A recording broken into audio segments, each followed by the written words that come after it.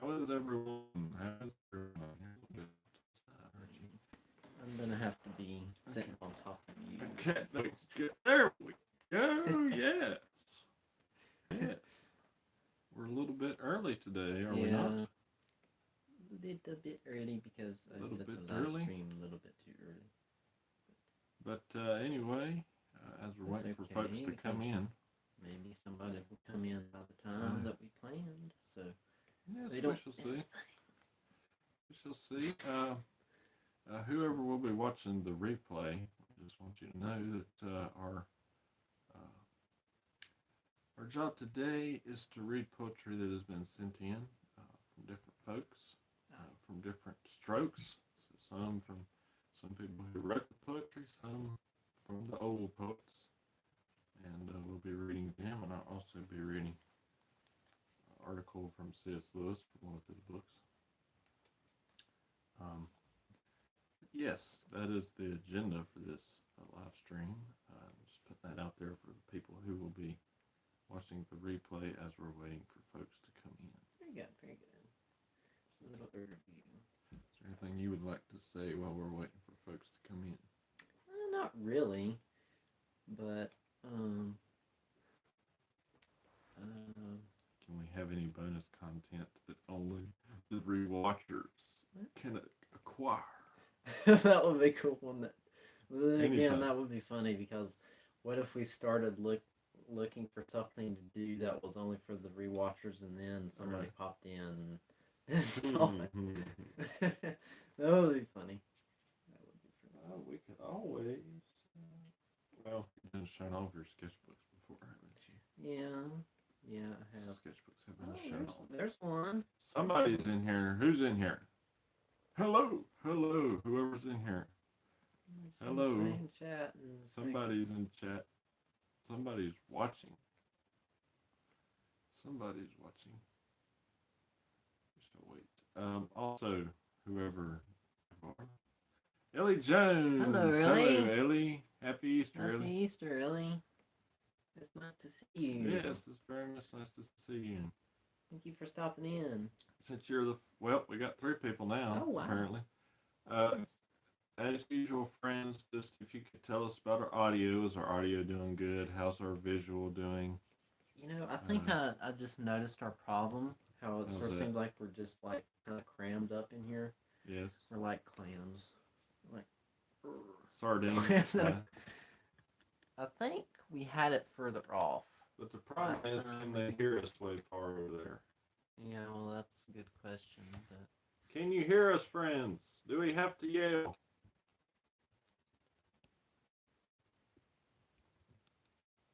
Yeah, hopefully our Must audio we yell, stuff friends? is okay. Can you hear us? Careful there. That better? Well, that looks Maybe a little bit better, but the question is, can they hear us? Yeah, I don't know. I'd have to lean to read the chat just a little bit. But... Somebody, Tofi says Roblox. Hello, Tofi. Hello. We'll actually be reading some poetry today, Tofi. Yes, whoever's in the chat, if you can give us a... This is 10 now. A thumbs up on if you can hear us well. Or if we need to work on our audio. Good thing my eyes are pretty decent, right? Yeah. Hello, Melissa. Melissa's in here. Hello. It's nice to see you. Thanks for stopping in. Turkish. Interesting, Tofi. Oh. I don't think I know anybody that's Turkish. Well, it's nice to meet you. Tofi. Mm-hmm. Thank you for taking some time out of your day to come in. Sophia Arias. Hello. Hello, Sophia Arias. But like we were saying, guys, anything on the audio would be appreciated. Before we begin.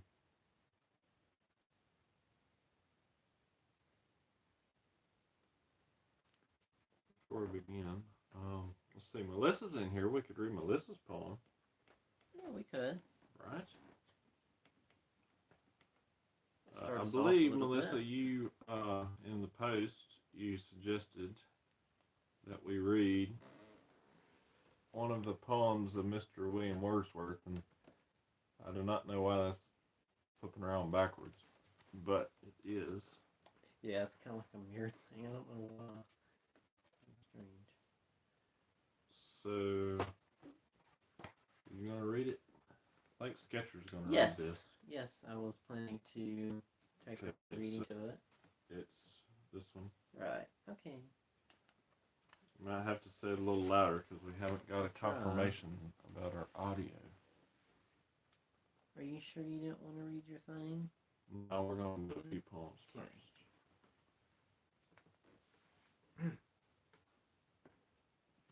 I wandered lonely as a cloud that floats on high over vales and hills, when all at once I saw a crowd, a host of golden daffodils, beside the lake, beneath the trees, fluttering and dancing in the breeze, continuous as the stars that shine and twinkle on the Milky Way.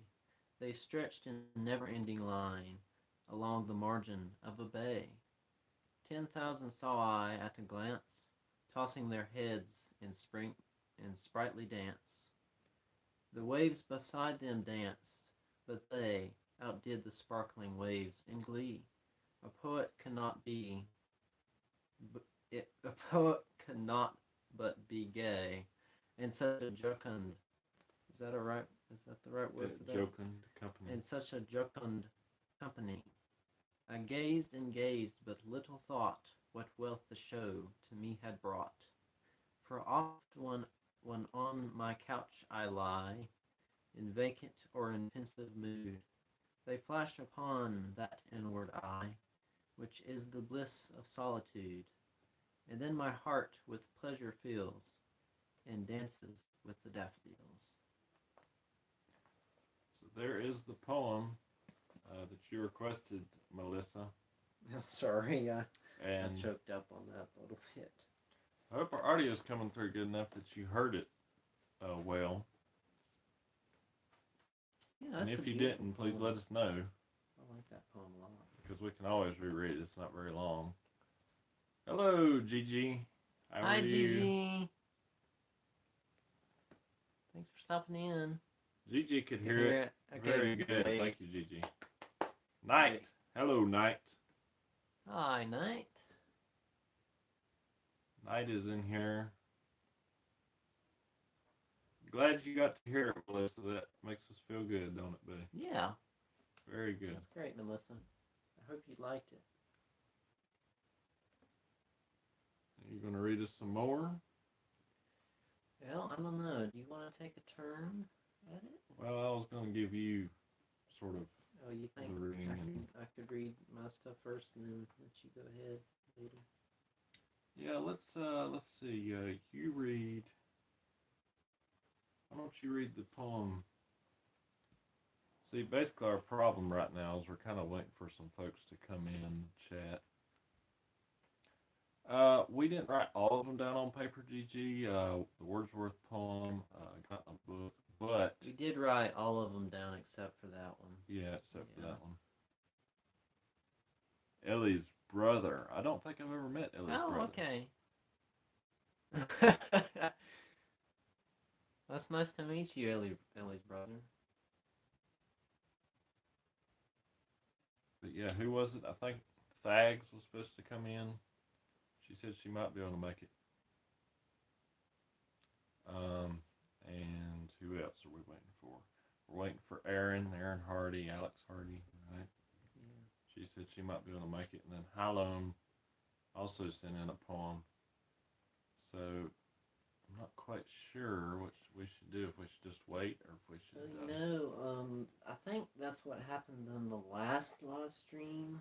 Like, the people sent in their questions, and some of them didn't get to join the stream Till later. till later. So we might have to do that again, where we just read their poems to the chat, and then later on we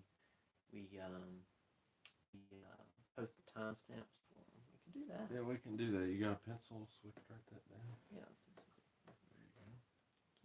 To answer your question, Ellie Jones' brother, I would probably say Legolas, maybe. I don't know. I like Gimli too. That's tough. That's very tough.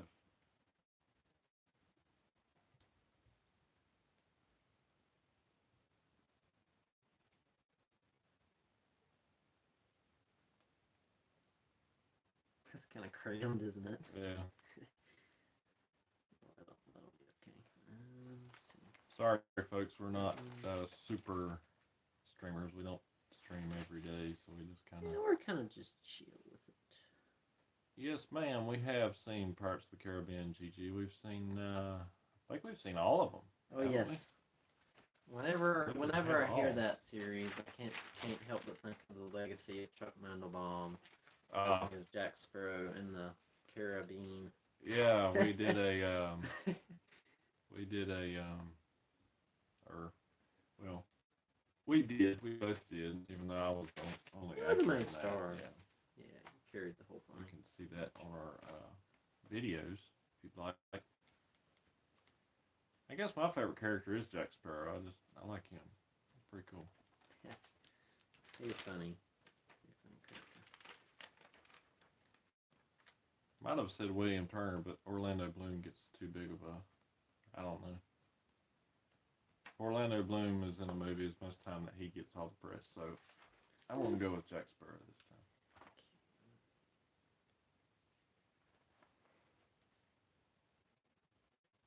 So Melissa got to hear hers, so we don't have to put down a stamp for that. Right. Thankfully. Keep for the Lost Cities. I know this guy's got we the have books. not, but I have a few of the books.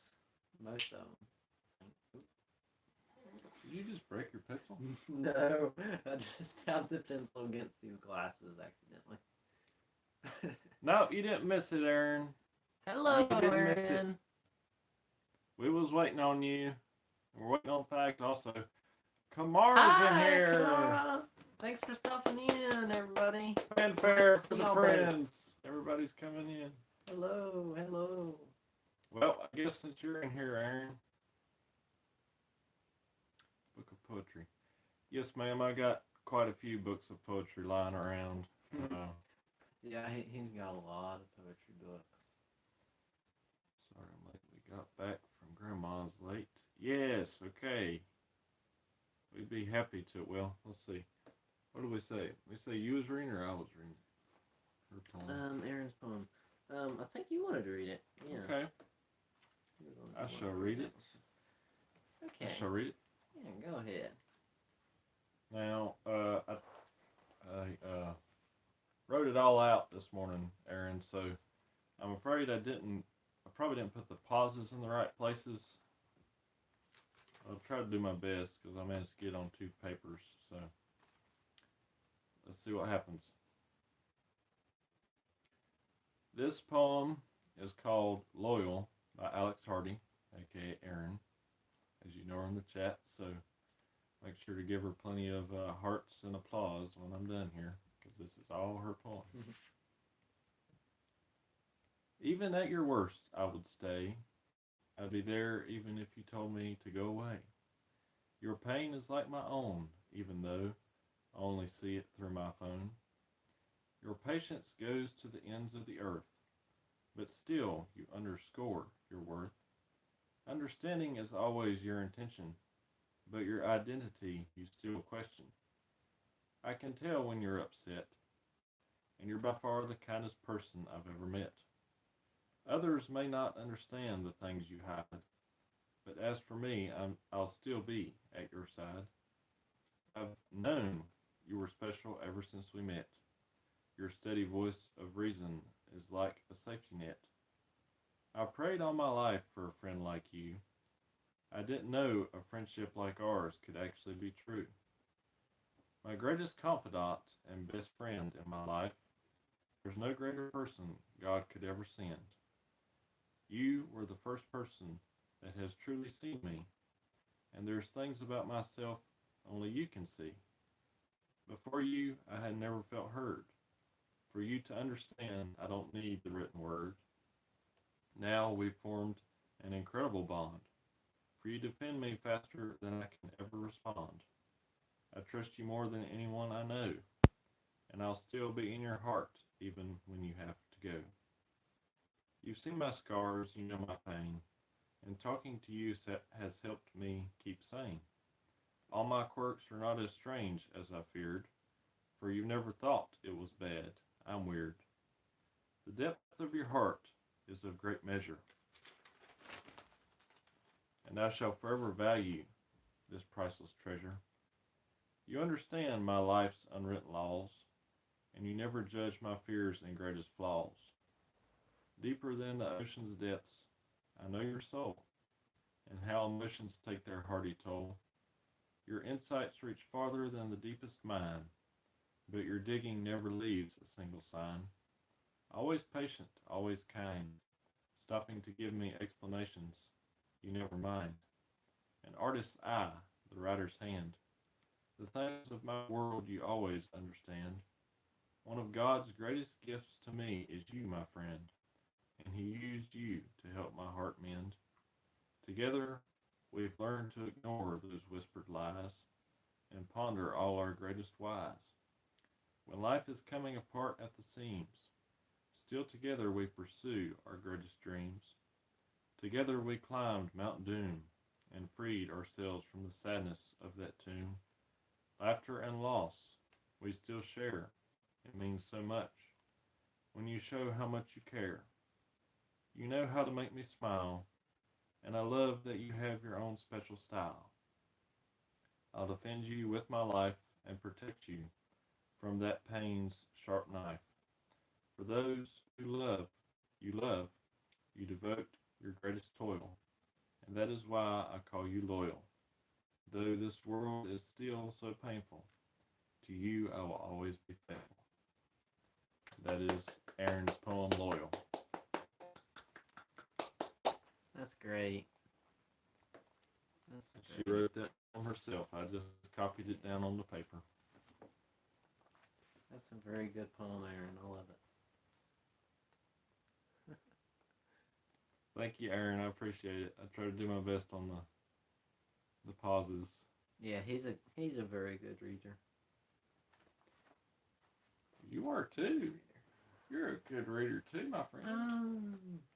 Not as good as you.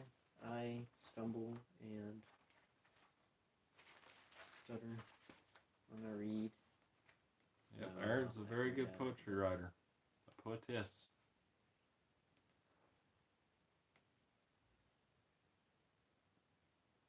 You're welcome, Aaron. Yes, we're very glad to have you here, Aaron, and very glad that you shared the poem and we could read it for you.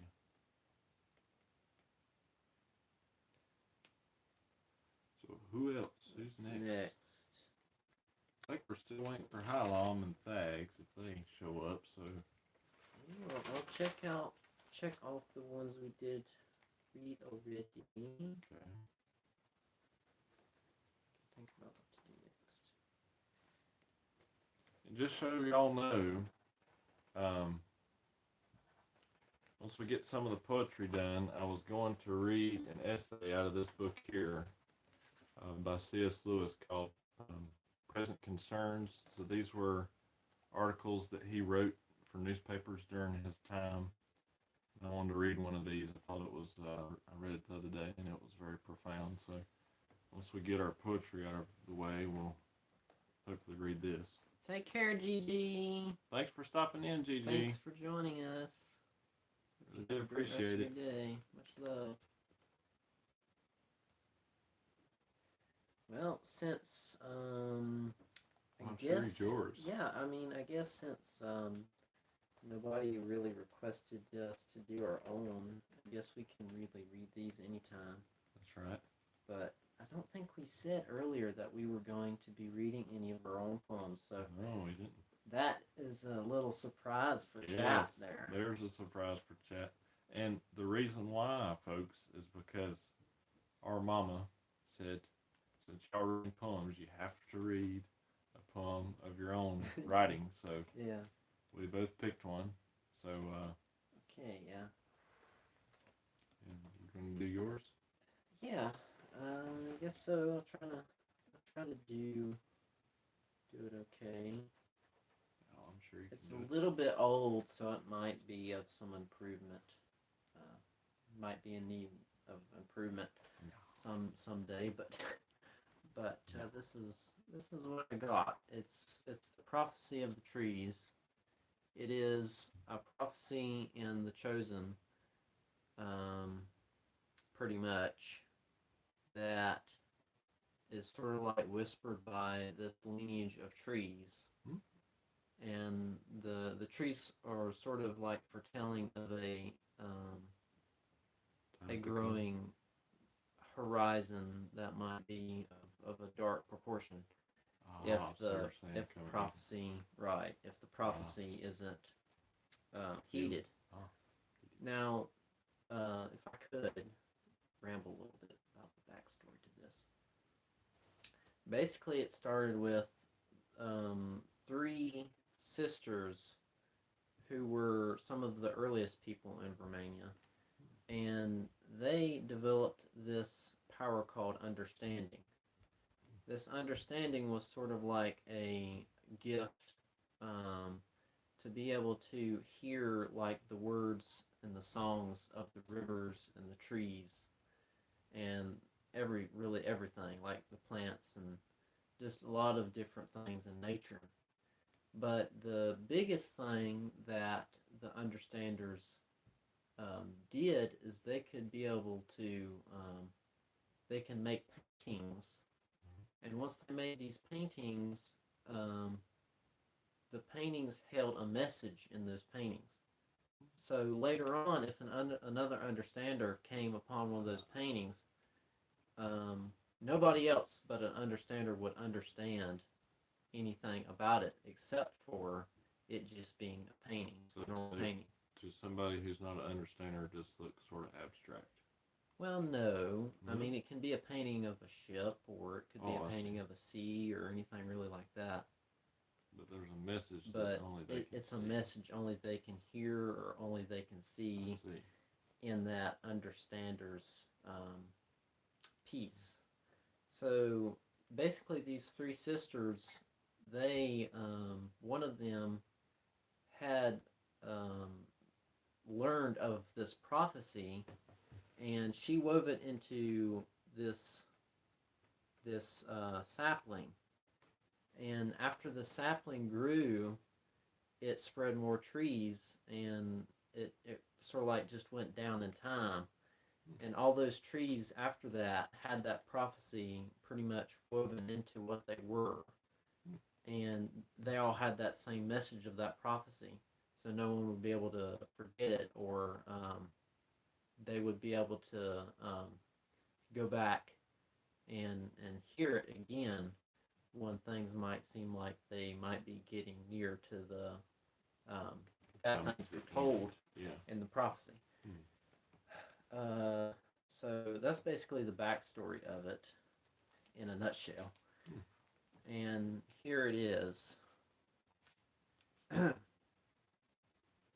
Holding hope aloft to fit the doors hollow, 4 forgotten globes spread out over the sea low, gathered adjoining to power, will sever the lock between the repeated hours, forthwith enter to meet deep wisdom, and impart knowledge of ending kingdom.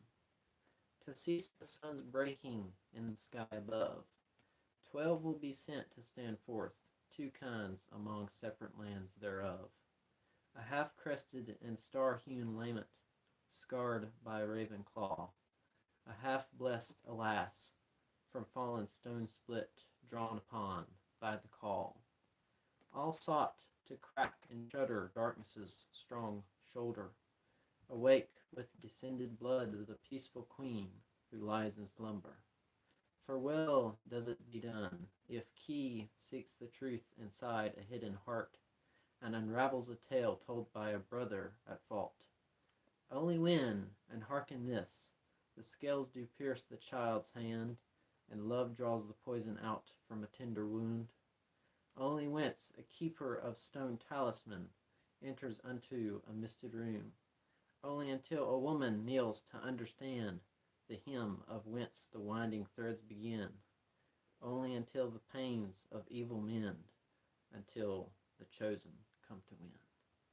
Oh, very nice. Very nice. Yeah. Very nice. I hope all y'all got that. We didn't have no glitches in our audio.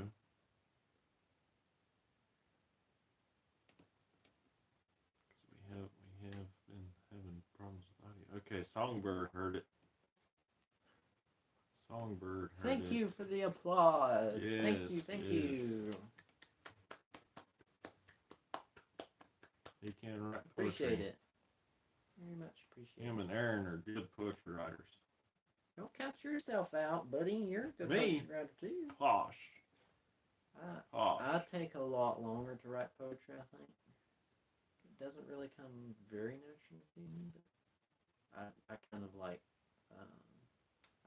I struggle with every line just to make sure it feels exactly right. Yes, you're a songwriter. Feels just right. That's what songwriters do. Thank you, Melissa. I appreciate it a lot. That's kind of you. I feel sort of like this live stream's sort of more like, if I can put it this way, a lecture, you know? It's like we're like up on the stage and everybody else is sitting in the, it's not pews, but the, you know, the chairs and all Yeah. listening to us. Yeah. It doesn't feel that way a lot. Because it's not quite like a gaming stream where, you know, Mm-hmm. you can watch the game. Right. unfolding It's at the not same time. exactly active every Yeah. moment, but it's still fun to hang out and read stuff. Mm-hmm. Well, what do you think? Should we dive into the other ones and just do timestamps, or try Well, to I think, do other things? was it Halum that said in the post where we announced the stream that she might not be able to make it today because it was a holiday? Might have been her. It might have been Thags. I can't recall. I think it was her. I think Okay. it was Halum. If you'd like to read the So, poem that she submitted, yeah. then Okay, let me write down the timestamp. Don't worry, I'm not doing the pokey. well, I must be careful. Oh, I'll put the. Could you hand me that again? What? Your The black? black notebook. I'm Okay. sorry. I put the time for some reason. I put the templates for the timestamps in here. Once again, folks, reminder: we're not Okie dokie. professional Let's see guys. here. We just making do with what we where got. are we at? We're at 28 minutes. Yep. The pencil isn't working.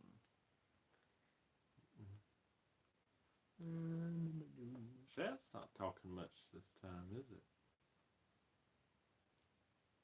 I wonder if we're lagging behind. You think we might I have a don't lag think problem? so. Okay, we shall proceed to read Miss Halum's request. Let's see if I can find it. Here it is. It Goes is this way. called. Okay, thank you.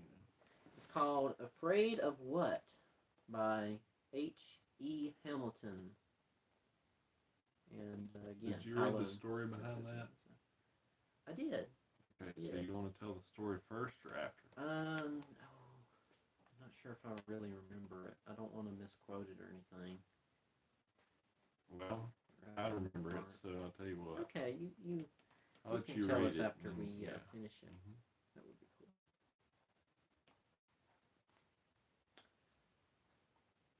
Afraid of what? To feel the Spirit's glad release, to pass from pain to perfect peace, the strife and strain of life to cease. Afraid of that? Afraid of what? Afraid to see the Savior's face, to hear his welcome and to trace the glory gleam from wounds of grace. Afraid of that? Afraid of what? A flash, a crash, a pierced heart, brief darkness, light, O heaven's art. A wound of his a counterpart. Afraid of that? Afraid of what? To enter into heaven's rest, and yet to serve the Master's blessed, the Master blessed. From service good to service best, Afraid of that? Afraid of what? To do by death what life could not, baptize with blood a stony plot, till souls shall blossom from that spot. Afraid of that? Very good. You did that very well. Very good. Thank you. Very good. That's a good poem too. I like that one. Songbird doesn't say we're lagging, so. That's good. Very good to hear. So basically, the story behind that poem was that gentleman. Believe how it goes was he was he had a friend, or he was a reverend, but him, possibly his friend, both of them were missionaries in China, and his friend went to a certain village that had a bunch of bandits, bad guys in it, and they ended up killing him. And the story goes that a girl that was there that saw his death, saw how the bandits walked up to him, like the leader of the bandits or what have you, and waved his gun in there and said, "Aren't you afraid of me?" and all this stuff. And the man said, "No, I'm not afraid of you. Why should I be afraid of you? And because I'll be going home if you kill me." So that inspired his friend there to write that poem. Yes. Beautiful. I don't know if Sags will be joining us or not, but seems like the last poem I am to be reading is the first one she sent in. What was the second one? I don't know if it was the first one or the second one. Will you be able to By pronounce D.L. it? Sayers. Chivo? Chidado? Desdichado? Desdichado. That's how you pronounce it. Desdichado. That's by Dorothy L. Sayers, I think. Oh, okay. I believe so. If you want to read it, you can. That would get Yeah. all of your Right on Tom Stepson. Mary and then Tiger Sketchbook's later. in here. Hello, Mary. Hi, Mary. How you doing, Mary? Greetings and salutations. Mary's in here. She's about How to is hear your a poem. day going? Hope you're doing well. A poem by Dorothy Sayers. Yes. I'm glad to hear it, Mary. 33 minutes. Write it down at 33 minutes.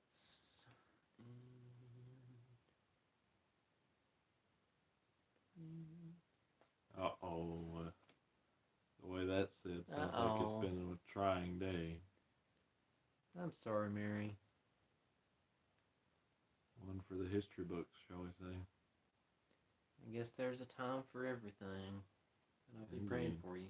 Hope you have a better day tomorrow. Or I hope that your day goes well. Better after this, maybe. Hopefully we can bring a little bit of some laughter and shine and love to your day. Maybe. Yeah, we try. This is a poem by Dorothy L. Sayers, which Fag sent in. Requested. Yeah. And requested. Sorry, I had to edit that timestamp. Don't worry.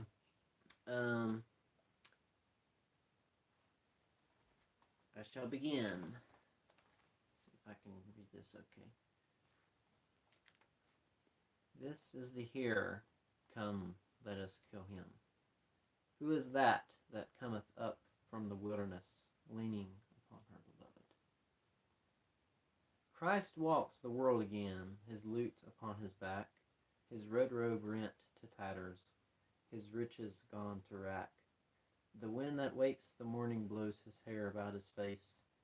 His hands and feet are ragged with the ragged briar embrace.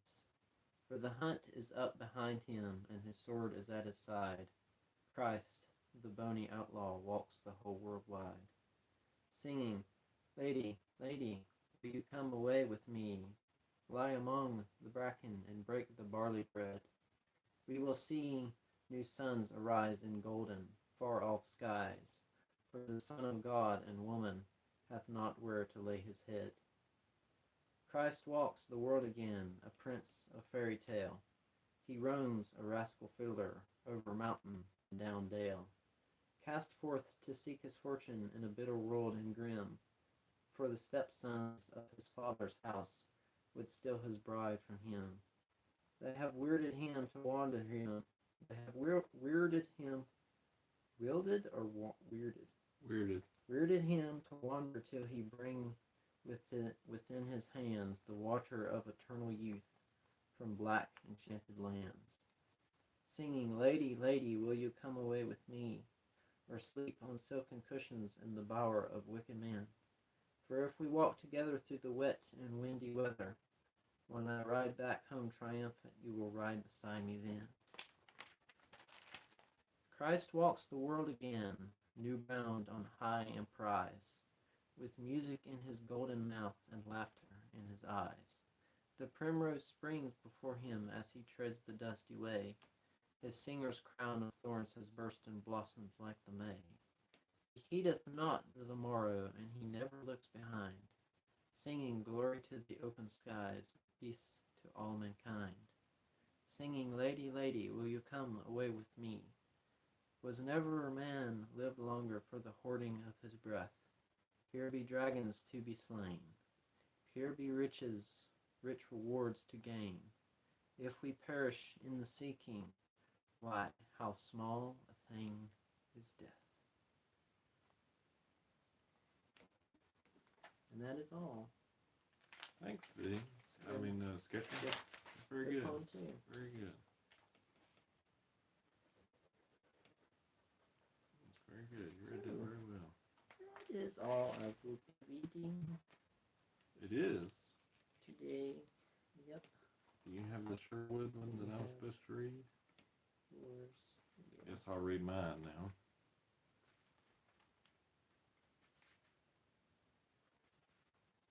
Yeah. Yep. So, Thanks, I like sent how that that was in for us worded. to read. that was a really good poem. Thanks for stopping in, Mary. Oh, goodbye, Mary. Hope you have a great rest of your day and it goes okay for you. It was Yep. nice seeing you. Have a good time. Take care. Much love.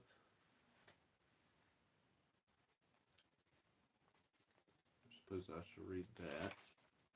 I'll read my poem. That would be all. I think so. That would be all. Wait.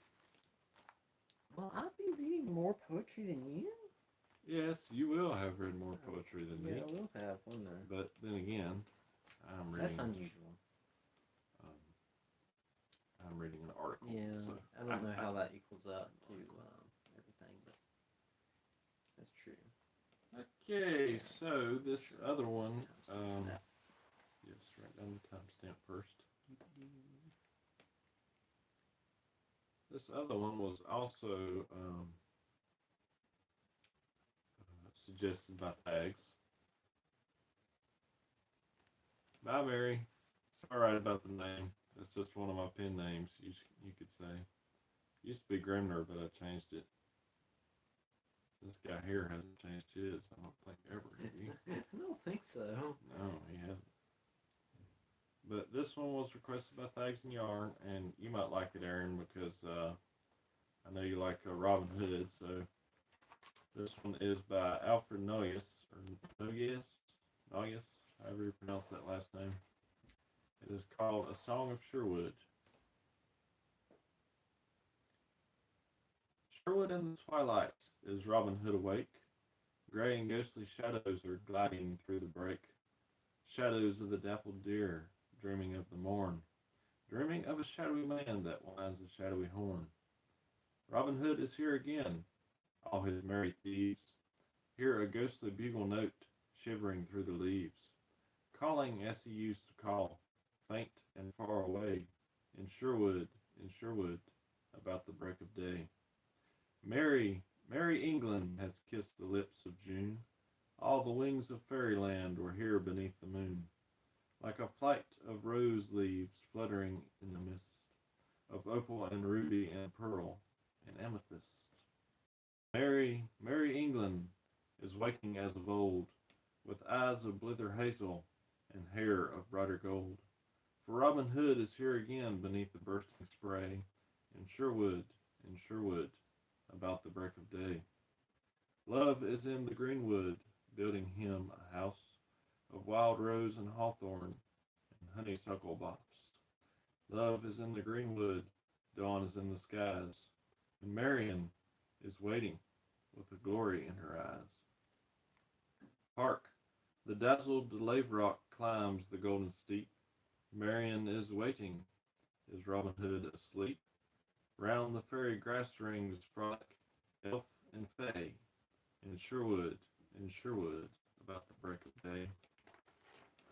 Oberon, Oberon, rake away the gold.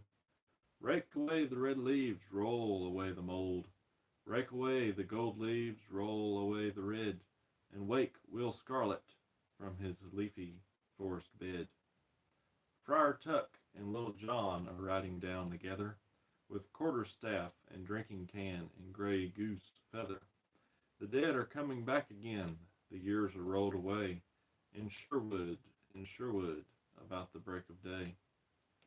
Softly over Sherwood the south wind blows, all the heart of England his in every rose. Hears across the greenwood the sunny whisper leap, Sherwood in red dawn, is Robin Hood asleep? Hark! The voice of England wakes him as of old, and, shattering the silence with a cry of brighter gold, bugles in the greenwood echo from the steep, Sherwood in the red dawn, is Robin Hood asleep? Where the deer are gliding down the shadowy glen, all across the glades of fern he calls his merry men, doublets of the Lincoln green glancing through the bay, in Sherwood, about the break of day. Calls them, and they answer, from aisles of oak and ash, rings the follow, and the boffs begin to crash. The ferns begin to flutter, and the flowers begin to fly, and through the crimson dawning, the robber band goes by.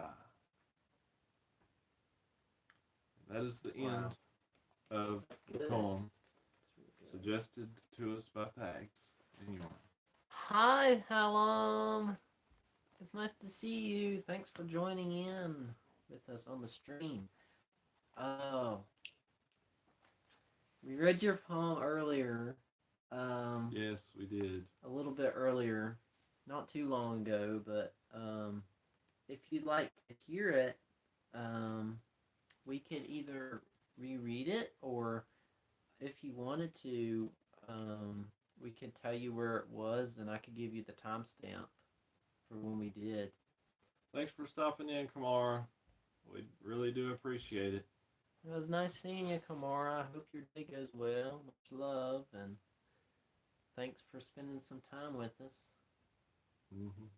It's good to see you, Kamara. Take care. Bye-bye. I'll talk with you probably later today. We can catch up a little bit.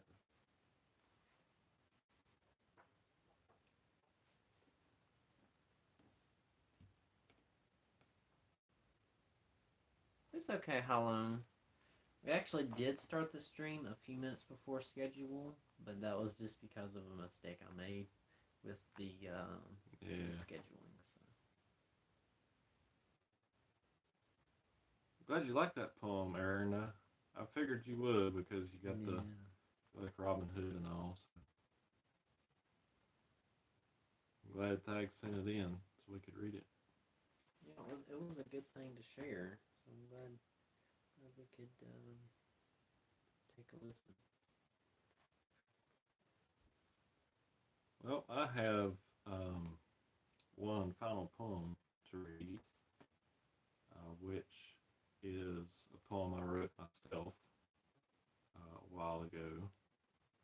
Can't remember exactly when, but it is a few pages long, so you could say it's sort of like a ballad poem. It's a long poem. And the title, I gave it a Latin title, or a Latin name, and it is called Dominus Vobiscum, which in Latin means the Lord be with you. and I'll read this poem. And it is, I think it's 5 pages. It is split up.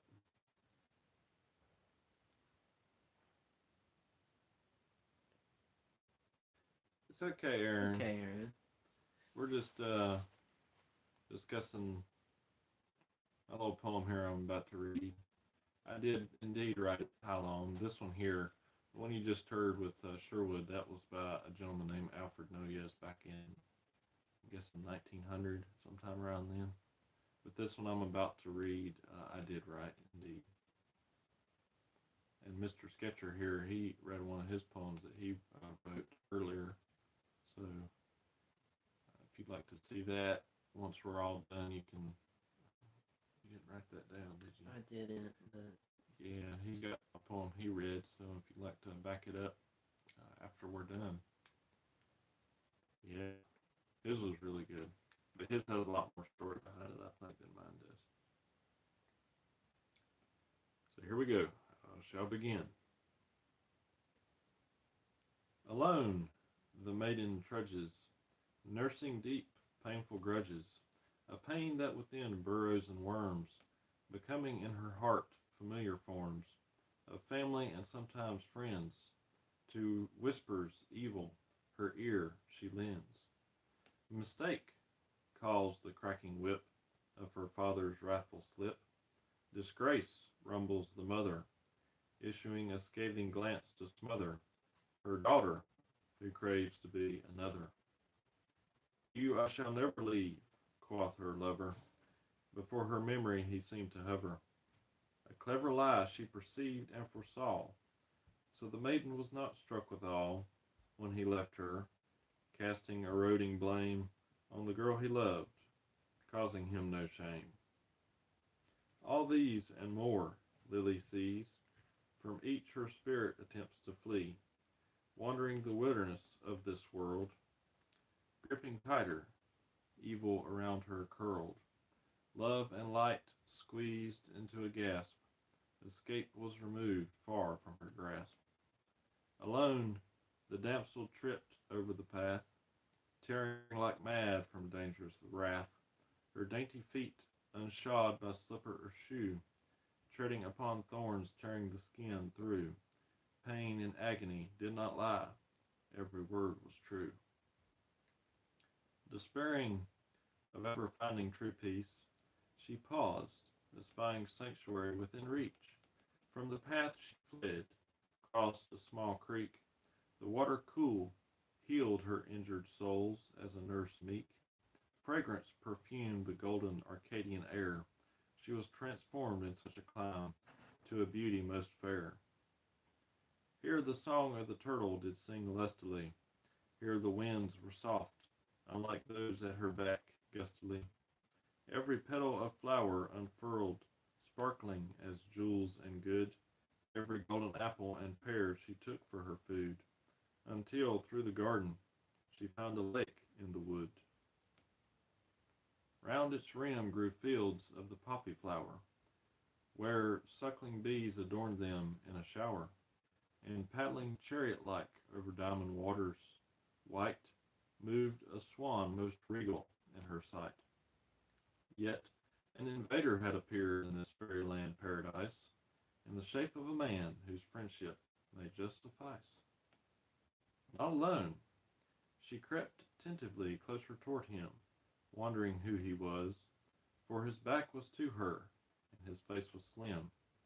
Peeking through the poppy were the likes of his sneakers clean, sprouting into jeans blue, wrapped in jacket of leather sheen, cascading hair of ebony, blending with the trunk's birthing green.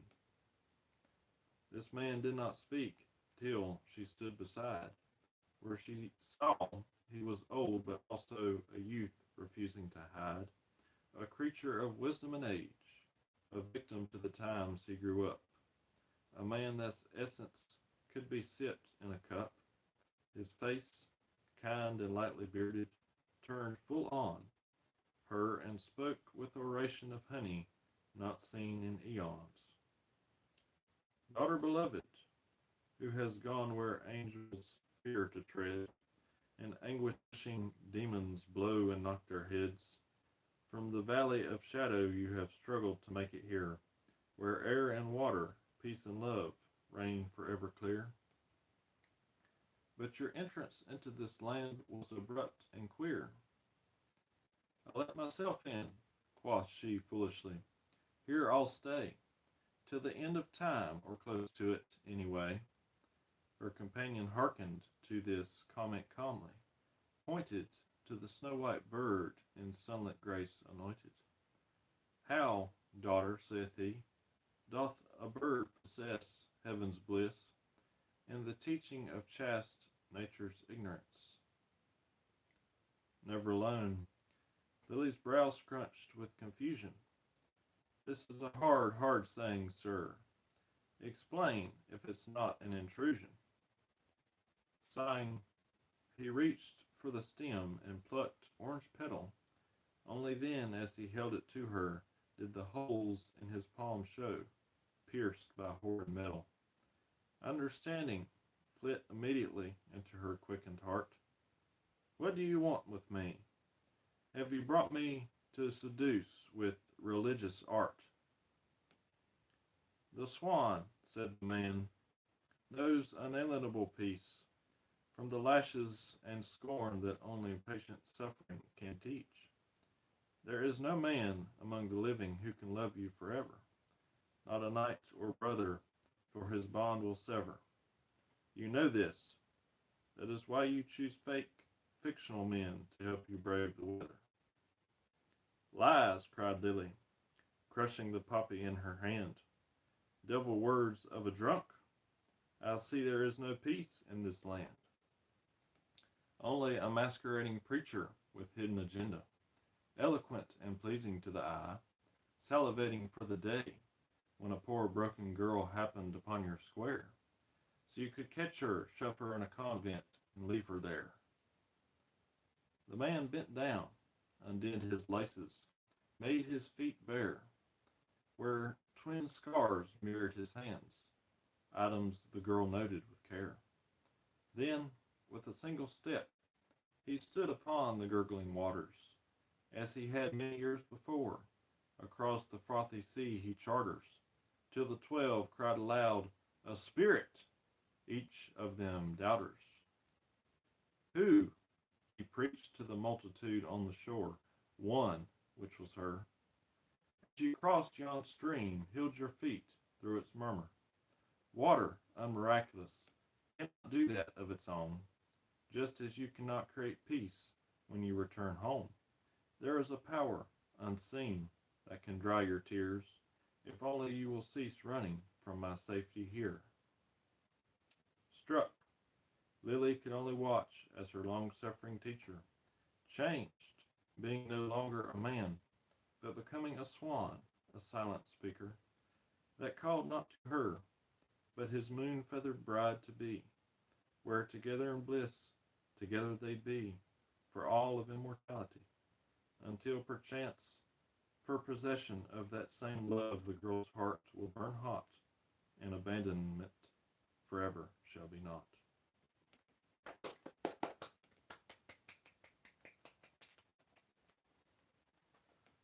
All right, that is the complete poem. There's so much emotion in it. It's very emotional. Sort of like a ballad, I guess.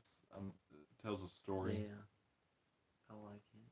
I like it a lot. And if the words are too big, basically it's about a girl who is searching for love in earthly things or men, and she's running from all the things that oppress her back at her home or her town or what have you, searching for peace and someone to love her. And so she finds Jesus, because that's who that was, at the lake there. But she believes that he's just like the rest of the preachers in this world, that he's just some imaginary thing. But she forgets that when she stepped across the creek, she walked atop the water, and regularly, normally, she won't be able to do that. So he tells her that he gave her that ability to do that, to get to the lake. And that's sort of my way of saying where some people believe they've done everything in their life their own way, but in truth, God has made things work out for them in their past that they don't exactly perceive until they think about it. And that's sort of how I tried to make the ending there. But Yeah. I believe that's all our poems, ain't it? It is. That is all for our poetry today. But I wanted to say to Miss Halloum, if she is still hanging around the chat, I think she's still hanging around the chat. If you want to take a look back at at the reading of your poem, you can go to 28 minutes on the stream, and it should be at the 28-minute mark. So if you want to go listen to that, please feel welcome. If I get the chance sometime, Melissa and Halloum, I might try to type out that poem and post it on YouTube so you can read it. So yeah, that would be a very good idea. It won't have to be just an audio exclusive, you know. Yeah.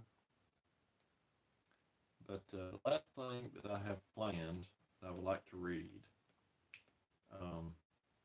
is an article that was written by C.S. Lewis and collected in this book here, Present Concerns, that he wrote back, I guess it was, let me look in the front real quick, probably back in the 50s, I'm guessing. 1948. So he had this put in a newspaper in 1948. And if y'all went to church today for Easter, I'm sure you heard a bunch of preaching. But I guess I'm going to get a little bit of my preach on this evening. But it's not really my sermon. It's just something I'm reading from somebody else. But I just read this a few days ago, and I really did like what was said, so I decided I would read it here. And if it bores you, then I guess y'all can do some talking in chat while I read over it. But it's not too very long. It should be about, I don't know, five pages or so.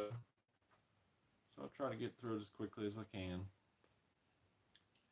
It is titled, and this is why I chose it, because it does speak very much to our world now, on living in an atomic age. And by atomic, he's meaning, of course, atomic bombs and war and such as that. So here we go. In one way, we think a great deal too much of the atomic bomb. How are we to live in an atomic age? People say. I'm tempted to reply, why, as you would have lived in the 16th century when the plague visited London almost every year, or as you would have lived in a Viking age when raiders from Scandinavia might land and cut your throat any night, or indeed as you are already living in an age of cancer, an age of paralysis, an age of air raids, an age of railway accidents, an age of motor accidents. In other words, do not let us begin by exaggerating the novelty of our situation. Believe me, dear sir or madam, you and all whom you love were already sentenced to death before the atomic bomb was invented, and quite a high percentage of us were going to die in unpleasant ways. We had indeed one very great advantage over our ancestors, anesthetics, but we have that still. It is perfectly ridiculous to go about whimpering and drawing long faces because the scientists have added one more chance of painful and premature death to a world which already bristled with such chances, and in which death itself was not a chance at all, but a certainty. This is the first point to be made, and the first action to be taken is to pull ourselves together. If we're all going to be destroyed by an atomic bomb, let that bomb, when it comes, find us doing sensible and human things. Praying, working, teaching, reading, listening to music, bathing the children, playing tennis, chatting to our friends over a pint and a game of darts, not huddled together like frightened sheep and thinking about bombs. They may break our bodies. A microbe can do that, but they need not dominate our minds. But, you reply, it is not death, not even painful and premature death that we are bothering about. Of course, the chance of that is not new. What is new is that the atomic bomb may finally and totally destroy civilization itself. The lights may be put out forever. This brings us much nearer to the real point, but let me try to make clear exactly what I think that point is. What were your views about the ultimate future of civilization before the atomic bomb appeared on the scene? What did you think all this effort of humanity was to come to in the end? The real answer is known to almost everyone who has even a smattering of science. Yet, oddly enough, it is hardly ever mentioned. And the real answer, almost beyond doubt, is that with or without atomic bombs, the whole story is going to end in nothing. The astronomers hold out no hope that this planet is going to be permanently inhabitable. The physicists hold out no hope that organic life is going to be a permanent possibility in any part of the material universe. Not only this Earth, but the whole show, all the suns of space, are to run down. Nature is a sinking ship. Bergson talks about the elan vital, and Mr. Shaw talks about the life force as if they could surge on forever and ever. But that comes of concentrating on biology and ignoring the other sciences. There is really no such hope. Nature does not, in the long run, favor life. If nature is all that exists, in other words, if there is no God and no life of some quite different sort somewhere outside of nature, then all stories will end in the same way, in a universe from which all life is banished without possibility of return. It will have been an accidental flicker, and there will be no one even to remember it. No doubt atomic bombs may cut its duration on this present planet shorter than it might have been, but the whole thing, even if it lasted for billions of years, must be so infinitesimally short in relation to the oceans of dead time which precede and follow it that I cannot feel excited about its curtailment. What the wars and the weather, are we in for another of those periodic ice ages, and the atomic bomb have really done is to remind us forcibly of the sort of world we're living in and which, during the prosperous period before 1914, we were beginning to forget. And this reminder is, so far as it goes, a good thing. We have been waked from a pretty dream, and now we can begin to talk about realities. We see at once, when we have been waked, that the important question is not whether an atomic bomb is going to obliterate civilization. The important question is whether nature, the thing studied by the sciences, is the only thing in existence. Because if you answer yes to the second question, the first question only amounts to asking whether the inevitable frustration of all human activities may be hurried on by our own action instead of coming at its natural time. That is, of course, a question that concerns us very much. Even on a ship which will certainly sink sooner or later, the news that the boiler might blow up now would not be heard with indifference by anyone. But those who knew that the ship was sinking in any case will not, I think, be quite so desperately excited as those who had forgotten this fact and were vaguely imagining that it might arrive somewhere. It is then on the second question that we really need to make up our minds. And let us begin by supposing that nature is all that exists. Let us suppose that nothing ever has existed or ever will exist except this meaningless play of atoms in space and time, that by a series of 100th chances it has regrettably produced things like ourselves, conscious beings who now know that their own consciousness is an accidental result of the whole meaningless process and is therefore itself meaningless, though to us, alas, it feels significant. In this situation, there are, I think, three things one might do. The first, you might commit suicide.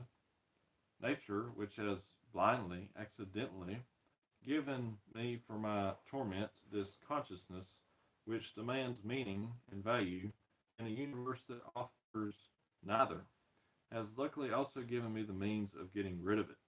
I return the unwelcome gift. I will be fooled no longer. Two, you might decide simply to have as good a time as possible. The universe is a universe of nonsense, but since you are here, grab what you can. Unfortunately, however, there is, on these terms, so very little left to grab. Only the coarsest sensual pleasures.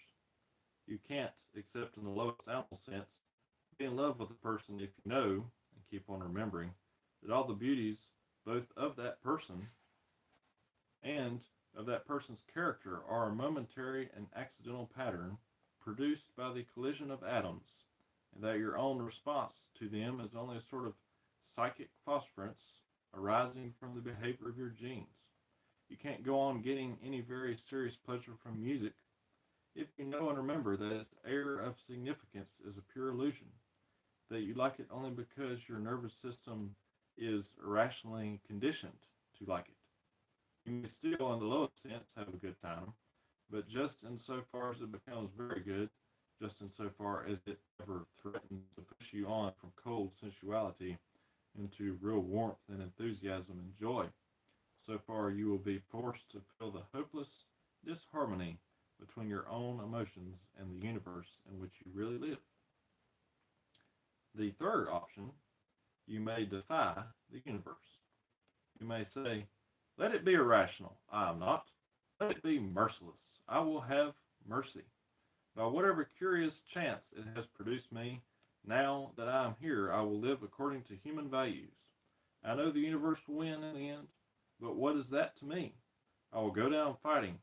Amid all this wastefulness, I will persevere. Amid all this competition, I will make sacrifices. The universe may be darned. I suppose that most of us, in fact, while we remain materialists, adopt a more or less uneasy alternation between the second and the third attitude. And although the third is incomparably the better, it is, for instance, much more likely to preserve civilization. Both really shipwreck on the same rock. That rock, the disharmony between our own hearts and nature, is obvious in the second. The third seems to avoid the rock by accepting disharmony from the outset and defying it. But it will not really work. In it, you hold up your own human standards against the idiocy of the universe. That is, we talk as if our own standards were something outside the universe which can be contrasted with it, as if we could judge the universe by some standard borrowed from another source. But if, as we were supposing, nature, the space-time matter system, is the only thing in existence, then, of course, there can be no other source for our standards. They must, like everything else, be the unintended and meaningless outcome of blind forces. Far from being a light from beyond nature, whereby nature can be judged, they are only the way in which anthropoids of our species feel when the atoms under our own skulls get into certain states, those states being produced by causes quite irrational, unhuman, and non-moral. Thus, the very ground on which we define nature crumbles under our feet. The standard we are applying is tainted at the source. If our standards are derived from this meaningless universe, they must be as meaningless as it. For most modern people, I think, thoughts of this kind have to be gone through before the opposite view can get a fair hearing. All naturalism leads us to this in the end, to a quite final and hopeless discord between what our minds claim to be and what they really must be if naturalism is true. They claim to be spirit, that is, to be reason, perceiving universal intellectual principles and universal moral laws and possessing free will. But if naturalism is true, they must in reality be merely arrangements of atoms in skulls coming about by irrational causation. We never think a thought because it is true, only because blind nature forces us to think it. We never do an act because it is right, only because blind nature forces us to do it. It is when one has faced this preposterous conclusion that one is at last ready to listen to the voice that whispers, "But suppose we really are spirits? Suppose we are not the offspring of nature?" For, really, the naturalistic conclusion is unbelievable. For one thing, it is only through trusting your own minds that we have come to know nature herself. If nature, when fully known, seems to teach us, that is, if the sciences teach us, that our own minds are chance arrangements of atoms, then there must have been some mistake. For if that were so, then the sciences themselves would be chance arrangements of atoms, and we should have no reason for believing in them. There is only one way to avoid this deadlock. We must go back to a much earlier view. We must simply accept it that we are spirits, free and rational beings, at present inhabiting an irrational universe, and must draw the conclusion that we are not derived from it. We are strangers here. We come from somewhere else. Nature is not the only thing that exists. There is another world, and that is where we come from. And that explains why we do not feel at home here. A fish feels at home in the water. If we belonged here, we should feel at home here.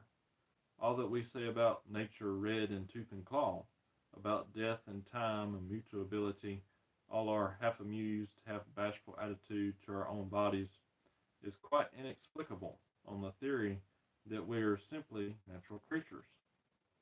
If this world is the only world, how did we come to find its laws either so dreadful or so comic? If there is no straight line elsewhere, how did we discover that nature's line is crooked? But what, then, is nature, and how do we come to be imprisoned in a system so alien to us? Oddly enough, the question becomes much less sinister the moment one realizes that nature is not all. Mistaken for our mother, she is terrifying and even abominable. But if she is only our sister, if she and we have a common creator, if she is our sparring partner, then the situation is quite tolerable. Perhaps we are not here as prisoners, but as colonists. Only consider what we have done already to the dog, the horse, or the daffodil. She is indeed a rough playfellow. There are elements of evil in her. To explain that would carry us far back. I should have to speak of powers and principalities, and all that would seem to a modern reader most mythological. This is not the place, nor do these questions come first. It is enough to say here that nature, like us but in her different way, is much alienated from her Creator, though in her, as in us, gleams of the old beauty remain. But they are there not to be worshipped, but to be enjoyed. She has nothing to teach us. It is our business to live by our own law, not by hers, to follow in private or in public life the law of love and temperance, even when they seem to be suicidal, and not the law of competition and grab, even when they seem to be necessary to our survival. For it is part of our spiritual law never to put survival first, not even the survival of our species. We must resolutely train ourselves to feel that the survival of man on this earth, much more of our own nation or culture or class, is not worth having unless it can be had by honorable and merciful means. The sacrifice is not so great as it seems. Nothing is more likely to destroy a species or a nation than a determination to survive at all costs. Those who care for something else more than civilization are the only people by whom civilization is at all likely to be preserved. Those who want heaven most have served earth best. Those who love man less than God do most for man. Well said.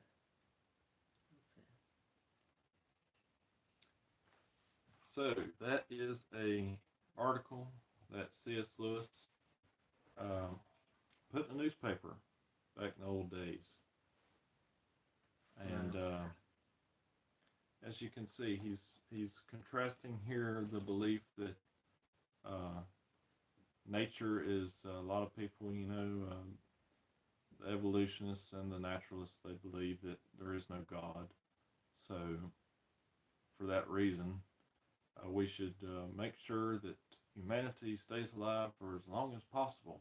And we should go out into the stars and shoot off in rockets and do everything that we can do to make sure humanity survives. But even they agree that the universe is not going to last forever. It could be billions of years from now, it could be tomorrow, but even they agree that it will run down eventually. And what Mr. Lewis is trying to say there is that there is something beyond nature, because if there wasn't, where do we get our laws? Where do we get our laws to be correct in the sight of God, or in also just the sight of man? I mean, love thy neighbor as thyself. Everybody wants that, no matter if you're a Christian or an atheist. So I read that the other day, and I said, that's right, Hallam, we're just here for a moment in time. Mm-hmm. That's right. I like how he worded all that. He's very, he's a very well thought out writer. Yeah, I wanted to share that with y'all, because I really did like it when I read it. Yeah, you read it really well. I couldn't read it half as good as it's very complex. I just read it as best I could. Very complex reading. So, if y'all want to throw any questions in chat or anything, we can talk a little bit. We don't have any more poems to read, I don't think. No, right? Nothing else to read. Nothing else to read. So if y'all just want to chat for a little while, we can. Might go for like 1 hour and 30 minutes. Yeah, 1 hour and 30 minutes or 1:45. That would be good. That would probably be a good stream. Mm-hmm.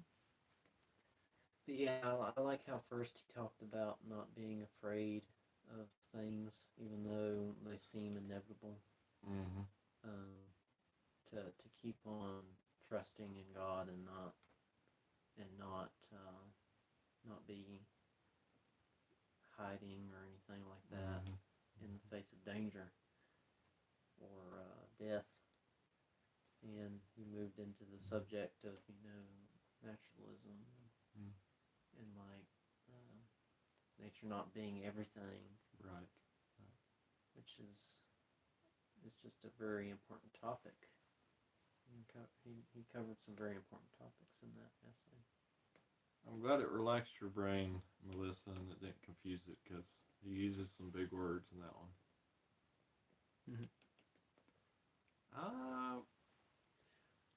Thanks for coming in, Tatum Buckman. Appreciate that message. Hello, Tatum. Same to you. Same to you, Tatum. Also, very nice to see you. I've Tatum? never seen you around the channel before, so if this is your first time, welcome. For spring, how long? I'm not. That's a good question. Spring's just sort of like that time where bike riding. Yeah, bike riding. Bike riding. Probably more Fairly Parodies are probably the time for the channel too. Yeah, it's very hard to do them when it's cold outside. So those will be probably coming in. Oh, Mr. Gatto's in here. Hello, Mr. Gatto. Nice to see you. Good to see How you, are man. you? Hope you've been having a great day. Happy Easter to you too, Mr. Gatto. Yeah, I'm really excited for summer. I'll probably Yeah. be sitting outside, Yeah. laying in the Bike grass, riding. looking at the trees and the greenery a lot. That's Ah. probably what I'm gonna do the most. Just do nothing and appreciate the season. That's it, I guess. Mm-hmm. I really appreciated last spring and summer too.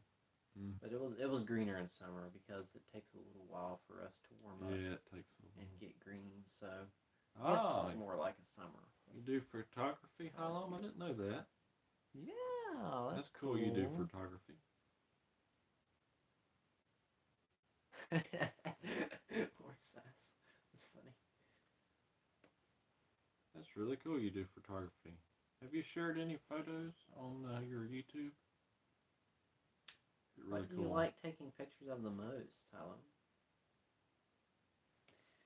Oh, I know. I can show them my new sticker on my guitar. Well, we are. He's going to get a guitar sticker. Aftermath. Birds, nice. Oh, Birds are tough to catch. Gotta have that must shutter be a speed challenge. right. Yeah, that must be a real challenge. Yeah, I never can seem to tag either in live stream. Good too.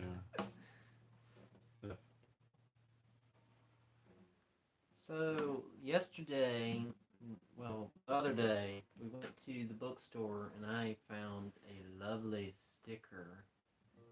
And I looked at the sticker and I said to myself, that would go really good on Donna, my guitar. So here it is. It's like a art piece of a fox, and it has all these shapes and colors in it, and it's really beautiful. I really like how it looks, and it looks great on the whole thing. I'm really quite happy with how it seems on it. Like, for my imagination, it looked good, but it looks really good on there in real life too. So I'm happy with that. I'll have to share some of my photographs, Haloma and Aaron. Yeah, he was a photographer.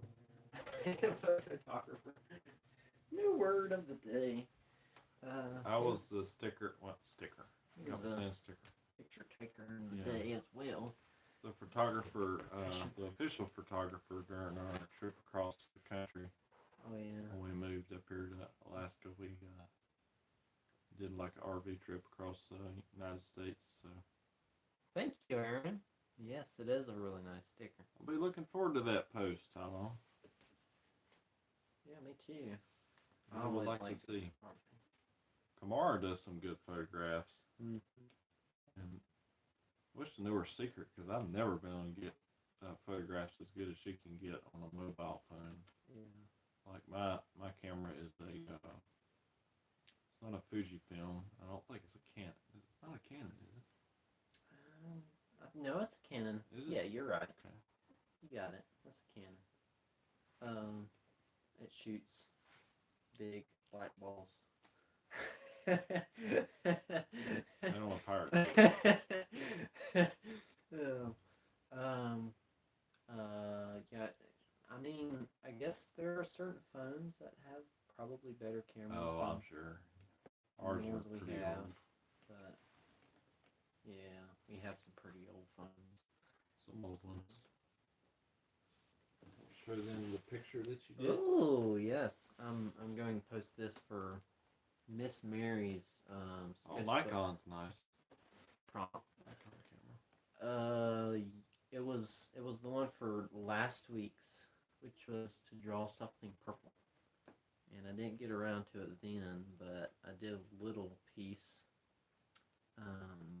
with some colors. The main color is purple, but it also has some other colors too, like yellow and some orange.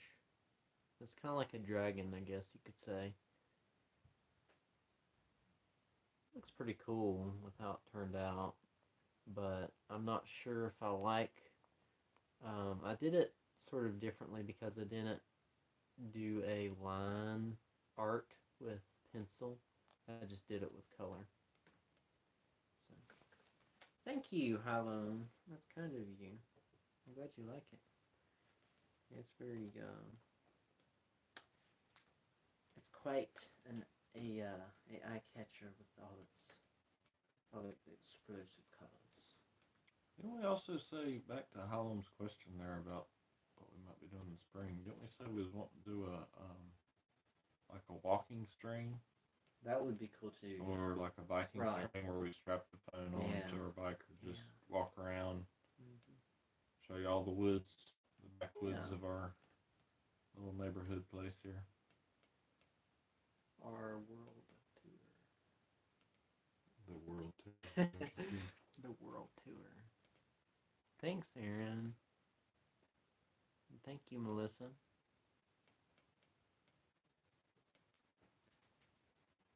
Yeah, that's I guess that's a live stream special because y'all are the first ones to see that besides him. Yes. Old Shaggy Dog. I'll probably post it later as a better picture. Old Shaggy Dog gets to see everything early.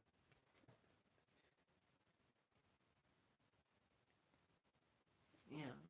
Looks like we're at 1 hour and 26 minutes, so. Ooh. What kind of song covers you gonna do? How long? I'd be interested to hear those also. Song covers. I was intrigued. I wonder if there's anybody that we know. She might do some Wingfeather songs. Wingfeather? So she's a Wingfeather fan too. Oh yeah. It's hard to tell sometimes. Mm-hmm. Who's Wingfeather? Likes Wingfeather and who doesn't. Yeah. You think 1 hour and 30 minutes, or think we might go on for a little longer? I'd say 1 hour and 30 minutes, or that'd probably be good.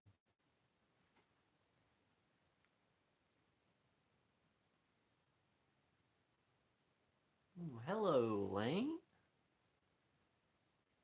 Oh, cheers, Mom.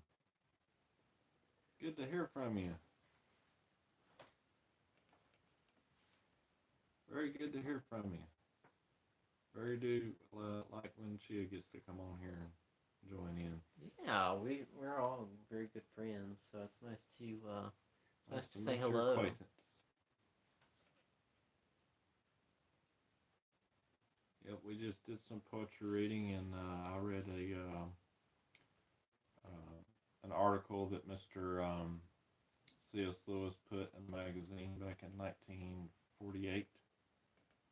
So that's basically been our stream, some poetry, and read that. Gato. Yep, Mr. Gato's on here.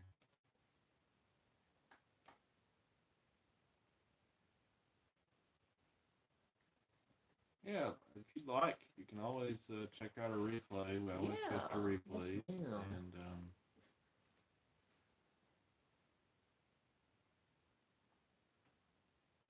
always post our replays if we can. Also, Aaron, if you're still in here, I have to send you pictures to my books that I got the other day. I don't think I've sent those yet, so. We've been on for about just about an hour and a half, so I think we'll be cutting it off here in a bit. Yeah, it would be a good stopping point. We usually like to try to get like a decent time, if we can. Yeah. And not too long, because we don't want to burn out anybody that's joining in or keep them here. If any of y'all think it's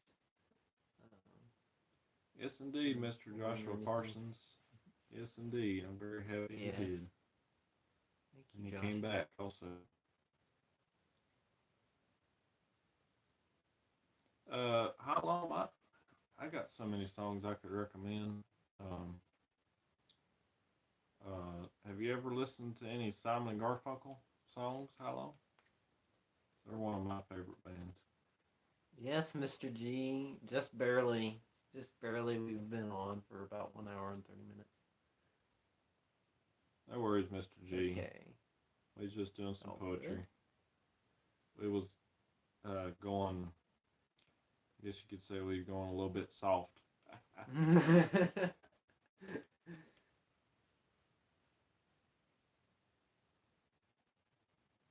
Let me think. What kind of songs? Well, I'm glad she's got some friends she can play with and visit with. Miss Lane. But yeah, we really we really do love hearing from her.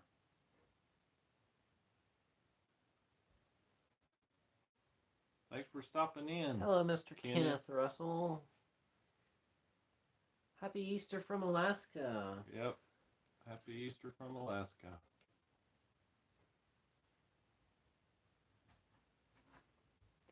I have an idea for you, how long. Have you ever listened to a song called Ghost of a King by the Grey Havens? That would be a recommendation. If I was to recommend a song. Just curious, what type of what do you use to make music? Do you make music with an instrument, or do you make it with your with like an app on your phone? I feel with you on that one, Gato. Because I'm curious about that. This guy here, he's got some friends that he meets at the library for little like writing type things, but they haven't been doing those recently. It's kind of strange. Yeah, it's a big gap between the meetings, so I haven't really got to know him that well. Oh, got a guitar. Oh, a guitar. That'd be cool. Yeah, I got a guitar too. It'd be cool if you could, like, get out like the whole community together, like how they were doing them things in COVID. Yeah. Where people would get together. And yeah, that would be cool. That's really actually an interesting idea. That'd be cool. Thank you, Mr. G. Appreciate it. Hope so too. It's nice to see him every once in a while because I really don't meet that many people in real life. But when is Sophie coming back? Does anybody know the information on that? I don't. I miss her too. I haven't seen her in so long.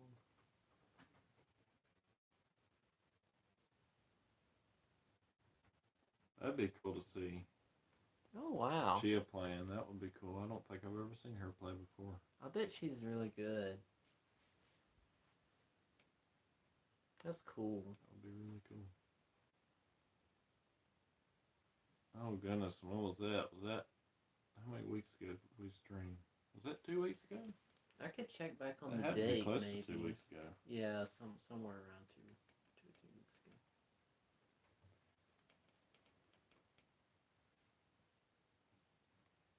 Well, thank goodness for live streams, right? All the friends can get together on here. Yeah. It's sometimes hard to make friends in real life, sometimes.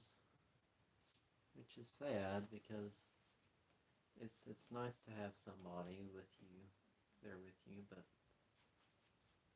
I guess that's what family is for, most importantly, and right. People that you can meet online too. So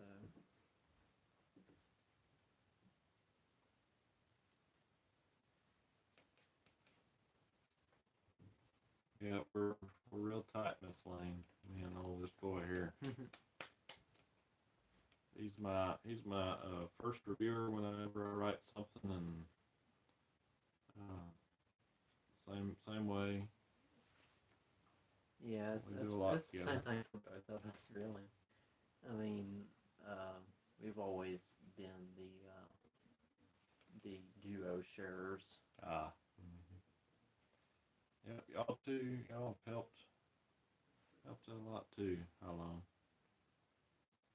Let's see what percentage is this going to be? Wow. Wow, we still got a lot of percentage, but we're gonna be cutting it off here. Yeah, I think we have had a very good stream. Yes, we have indeed.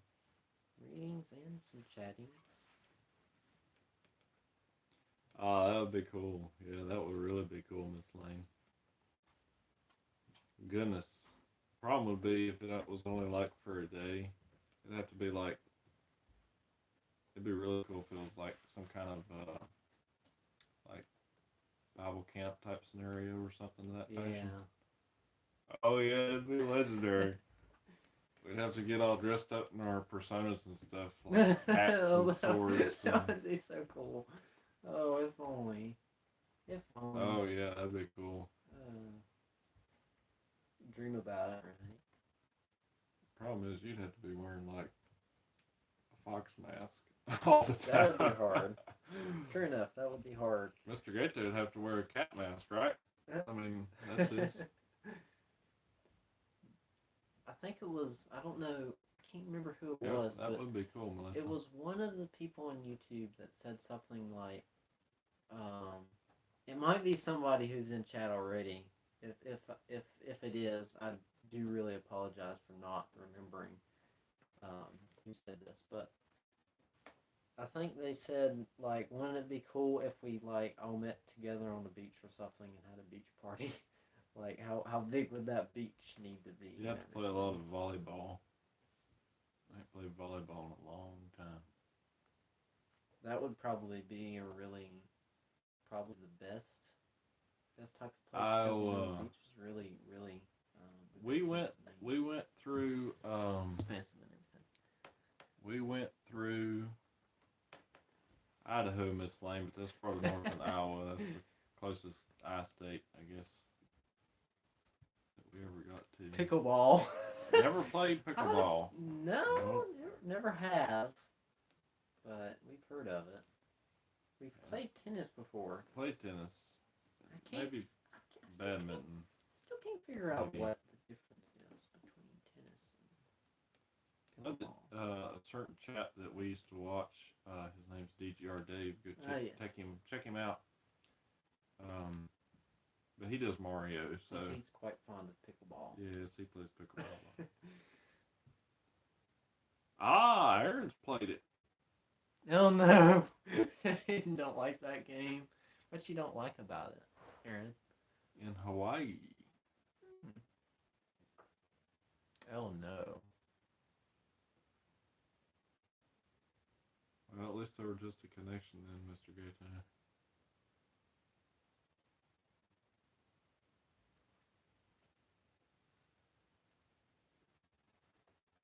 Well, I guess all sports really do take some patience. Oh, and yes. temperance, Oh, because sometimes if it's not quite your thing, it can really be aggravating at first. But if you get the hang of it, you can start to really like it, and it can definitely be a groove for you after that. So I guess it just depends. I mean, I know that some sports just aren't for certain people if you don't like that sport, but patience is definitely a big role in pursuing things. Yeah, I'm afraid we're going to have to be heading out here, Miss Lane, but thank you for stopping in and tell Tia we said hi. Yes, ma'am. And thank you for stopping in. Yeah, that thanks was for really nice taking of some you. time out of your day and hanging out. I love that description, Aaron. Just playing giant ping pong.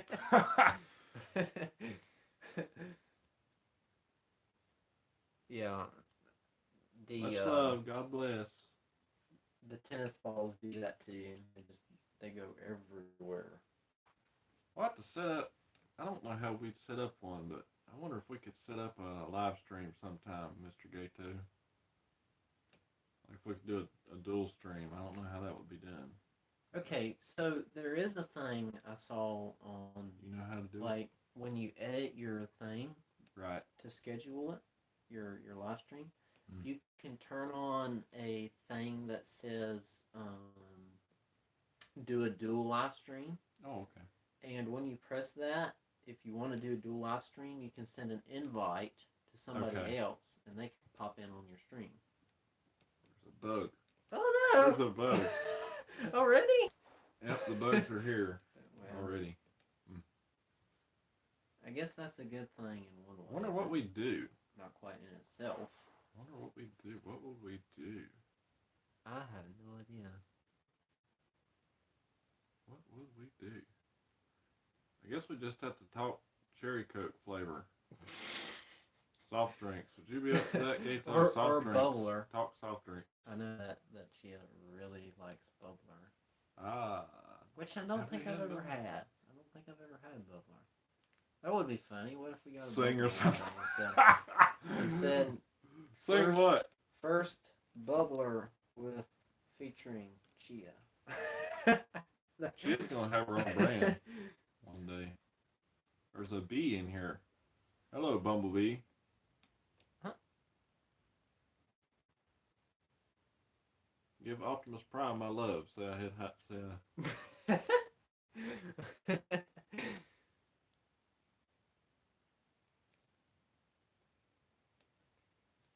Yeah, we have not had soda pop in a long time. Well, can you Besides ginger besides beer? ginger beer, which is I guess is sort of like our natural tournament. Can you count ginger beer? No, I haven't ever actually met somebody who does count it, but But it has the fizzly in it, just like you Yeah. know. I would really be interested to hear what song you would suggest to sing, Mr. Gato. That would be very interesting. but Is there a cat song we could sing? I would say, Mr. Gato, about Some kind of cat song? about your soda fast. I would say that's a good incentive. Oh yes, I definitely. would say it's good to take some Definitely. time off some. Juices are pretty. I Like mean, that. like juice is just. I mean, just about the same if you don't water it down. It just Yeah. doesn't have the fizz. I've always liked juice better personally, but maybe I'm weird. I don't know. Well, you ain't had Mountain Dew or Coke in. Goodness gracious alive. Or Dr. Pepper. I haven't had it since my Yeah. old college days. Yeah, that's true.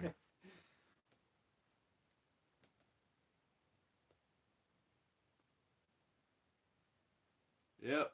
Like hot dogs. Hot dogs ain't good for you either, but you know, It's they the sure do taste good. it's the nag of everything, really. Nag? We ain't eating nag. Oh, well, I Don't suppose eat that guy. N-A-G. Uh, That nag, but yes, we've had kombucha. How long? oh yeah, Used to drink it a kombucha. lot more often than we do now, but we do like kombucha. It's pretty good. It's fiery though. Fiery. Well, that's just because they put ginger in it or something like that. Ginger's in everything now, isn't Yeah. it? either it's ginger or it's garlic or it's onion. I'll tell you what. What if we sang the new? Did you see what they did for April Fool's, Gato? We could sing that. We could try doing that. Yeah. Yeah, it definitely depends on what kind you drink, Aaron. Some of them are just nasty. Some of that kombucha. I don't know if I could sing that April Fool's version of that song. I mean, we could hire some ducks. Hey, To do it for us. but don't cats eat ducks? That might be a problem. Behave yourself, Gato.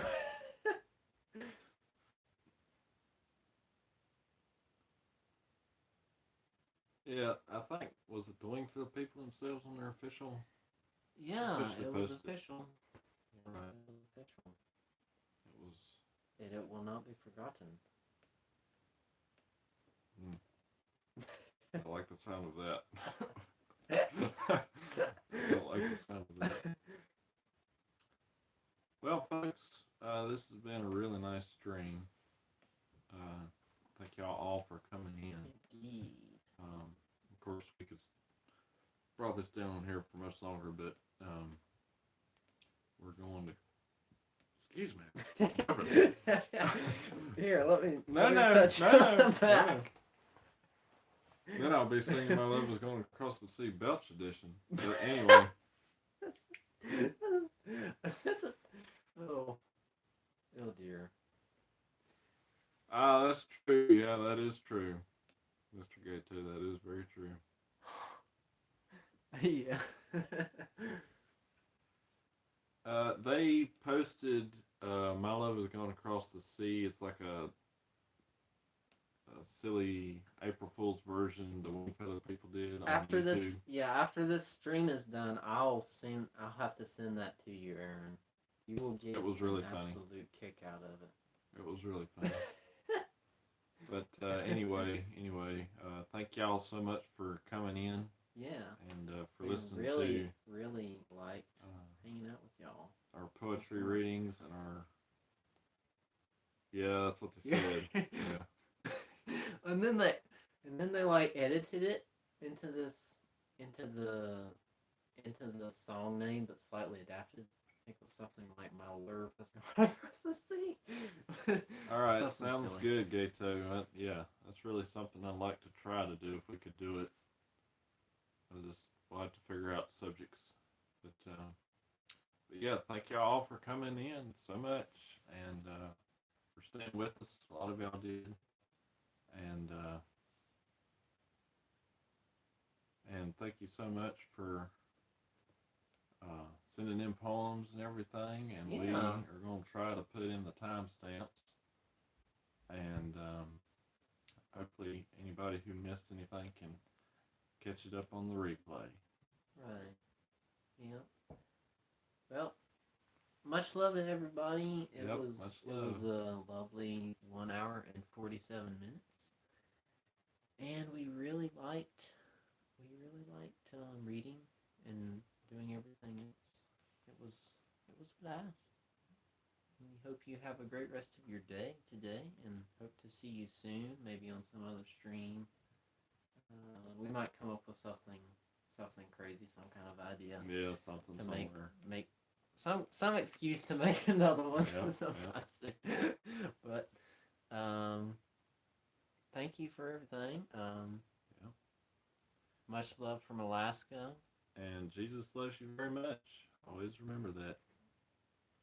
And take care, everyone. Thanks for joining in. Bye-bye. Bye.